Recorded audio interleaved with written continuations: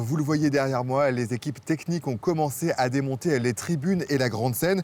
Les organisateurs, eux, sont en train de se reposer après 5 jours intenses de concerts qui affichent finalement complet, que ce soit sur la scène Jean-Louis Foulquier, mais aussi celle de la Coursive ou de la Sirène.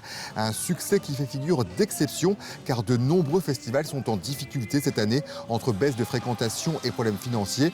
Mais à La Rochelle, la programmation XXL pour fêter les 40 ans a, semble-t-il, fait mouche. On pense à Sting, à Patrick Bruel ou encore aux artistes rap très populaires.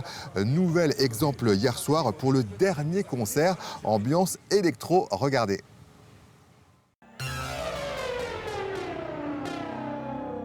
La harpe laser de Jean-Michel Jarre, une des images fortes du concert.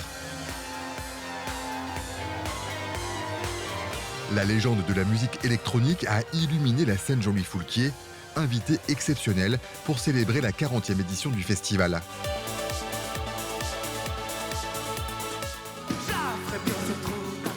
Sept heures plus tôt, Hervé a démarré la soirée.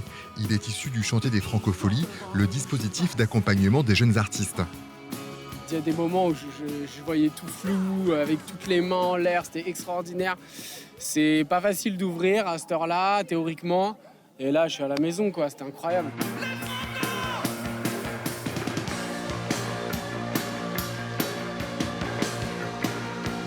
Hervé, trop cool de le mettre en premier et tout, il a envoyé beaucoup d'énergie, c'était génial. Zao aussi, trop bien, on m'avait dit que le show était cool et j'ai pas été déçue. Les Franco, ça va!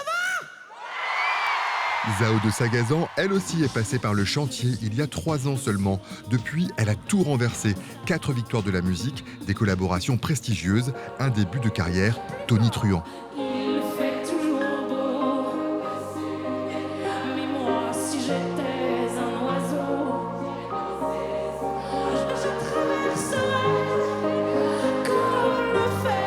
C'était très émouvant, très beau, hyper chouette, très vivant, très cool. Autre ambiance avec le pianiste Sofiane Pamar. On a tapé du pied, c'était entraînant et tout, c'était super.